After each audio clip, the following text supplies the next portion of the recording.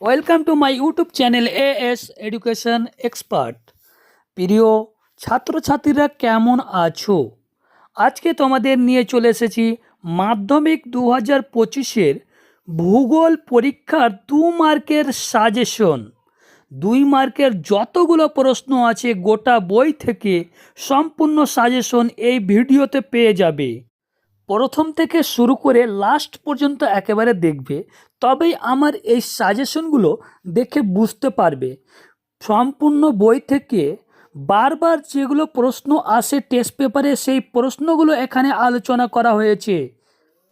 আলোচনার পূর্বে বলে দিই, আমার এই চ্যানেলে এখন যারা নতুন অবশ্যই চ্যানেলটিকে সাবস্ক্রাইব করে নেবেন এবং পাশে থাকা বেল আইকনটি ক্লিক করে নেবেন। এতে আমার নিত্য নতুন ভিডিওগুলি পোস্ট করা মাত্রই আপনার কাছে নোটিফিকেশন চলে যাবে। বিভিন্ন টেস্ট পেপার থেকে বাছাই করা এখানে প্রশ্নগুলো রাখা হয়েছে। প্রথমে 2 মার্কের প্রশ্নগুলো বলি। 1 নম্বর রাখা হয়েছে জেট বায়ু কি। 2 নম্বর গর্জনশীল চল্লিশা কি। 3 নম্বর ঘূর্ণবাতের চক্ষু কি। 4 নম্বর চিনুক, টর্নেডো, সাইক্লোন ও হ্যারিকেন কি। 5 নম্বর কোরিওলিস বল কি। 6 নম্বর জিওট্রপিক বায়ু কি। 7 নম্বর সমবর্ষণ রেখা কি। 8 নম্বর মিলিয়ন সিট কাকে বলে। 9 নম্বর দুন বলতে কি বোঝো। 10 নম্বর লিচেট কি। 11 নম্বর হচ্ছে পুঞ্জিত ক্ষয় কি। 12 নম্বর মগ্নচড়া কি বা গ্র্যান্ড ব্যাংক কি। 13 নম্বর সবুজ রসায়ন কি। 14 নম্বর হিমশৈল কি। 15 নম্বর ধারণযোগ্য উন্নয়ন কি। 16 নম্বর নগরায়ন কি। 17 নম্বর মালনাদ ও ময়দান কি। 18 নম্বর হিমরেখা কি।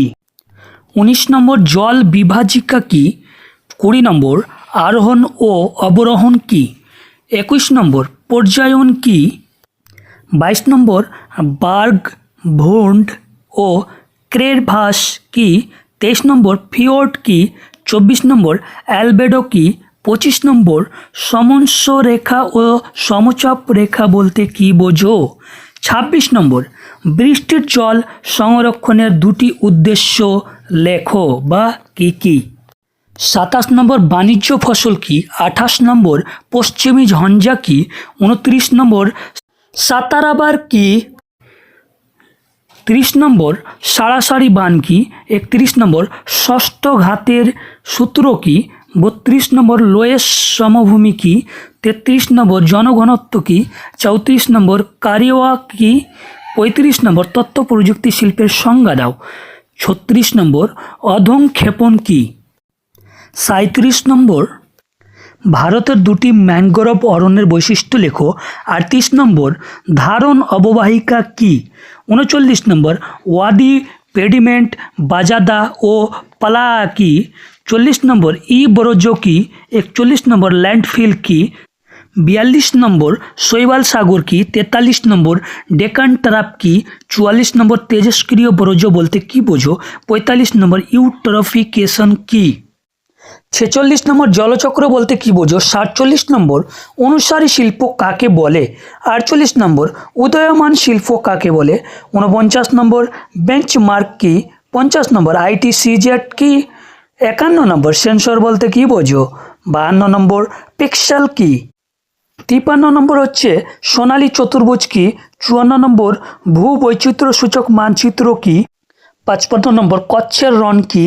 56 নম্বর মৌসুমী বিস্ফোরণ কি। 57 নম্বর নদী বর্তন কি। 58 নম্বর স্পট হাইট কি। 59 নম্বর বান ডাকা কি। এই হচ্ছে তোমাদের গুরুত্বপূর্ণ 2 মার্কের প্রশ্ন। এবার 3 মার্কের প্রশ্ন আলোচনা করব। প্রশ্নগুলো একটু বেশি দেওয়া হলো এই কারণে যে 1-2টো প্রশ্ন দিয়ে সাজেশন হয় না, কারণ 1-2টো প্রশ্নতে শুধু জুয়া খেলা হয় এবং জুয়া খেলে হার এবং জিত থাকে। আমাকে যদি ভালো নম্বর পেতে হয় তাহলে আমাকে বেশি বেশি প্র্যাকটিস করতে হবে, যার ফলে প্রত্যেকটা সিলেবাস থেকে যেগুলো ইম্পর্টেন্ট প্রশ্ন সেগুলো ধরে নেওয়া হয়েছে এই কটা 2 মার্কের প্রশ্নের মধ্যে। এবার তোমাদের 3 মার্কের প্রশ্ন আলোচনা হচ্ছে। 3 নম্বরের প্রথম প্রশ্ন হচ্ছে পূর্বঘাট ও পশ্চিমঘাট পর্বতমালার মধ্যে 3টি পার্থক্য লেখো। 2 নম্বর ভারতের তথ্য প্রযুক্তি শিল্পের উন্নতির 3টি কারণ লেখো। 3 নম্বর গাঙ্গেয় সমভূমি অঞ্চলে জনঘনত্ব অত্যাধিক কেন? 4 নম্বর চরম আর্দ্রতা ও আপেক্ষিক আর্দ্রতার 3টি পার্থক্য লেখো। 5 নম্বর প্রশ্ন হচ্ছে ভারতের জলবায়ুর নিয়ন্ত্রকগুলি লেখো। 6 নম্বর ভৌম জলের অতিরিক্ত ব্যবহারের প্রভাব লেখো। 7 নম্বর জল সংরক্ষণের পদ্ধতিগুলি লেখো অথবা বৃষ্টি জল সংরক্ষণের পদ্ধতিগুলো লেখো। 8 নম্বর দূর সংবেদনের 3টি সুবিধা ও 3টি অসুবিধা লেখো। তারপরে 9 নম্বর হচ্ছে ভাগীরথী হুগলি নদীর উপর ব্রজের 3টি প্রভাব সংক্ষেপে আলোচনা করো। 10 নম্বর সক্রিয় সেন্সর ও নিষ্ক্রিয় সেন্সরের 3টি পার্থক্য লেখো। 11 নম্বর ভারতের জাতীয় জলবায়ুর উপর হিমালয় পর্বতের প্রভাব লেখো। 12 নম্বর হিমবাহ উপত্যকা ও নদী উপত্যকার 3টি পার্থক্য লেখো। 13 নম্বর জলপথকে অর্থনৈতিক উন্নতির জীবনরেখা বলা হয় কেন? 14 নম্বর প্রশ্ন বদ্বীপ ও পলল ব্যজনীর মধ্যে পার্থক্য লেখো।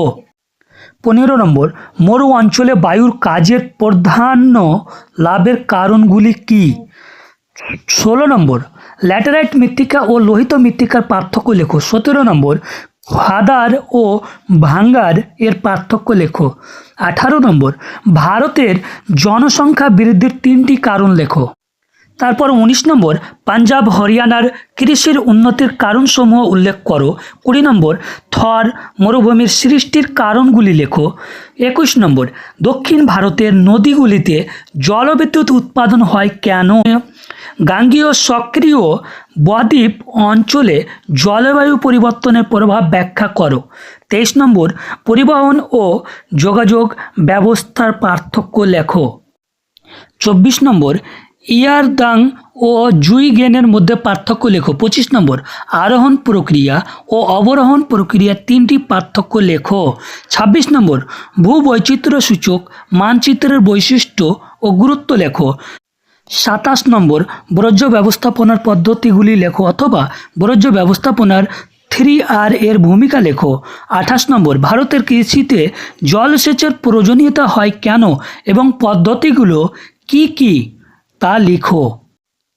তারপরে 29 নম্বর প্রশ্ন হচ্ছে উপগ্রহ চিত্র তোলার বিভিন্ন পর্যায়গুলি লেখো।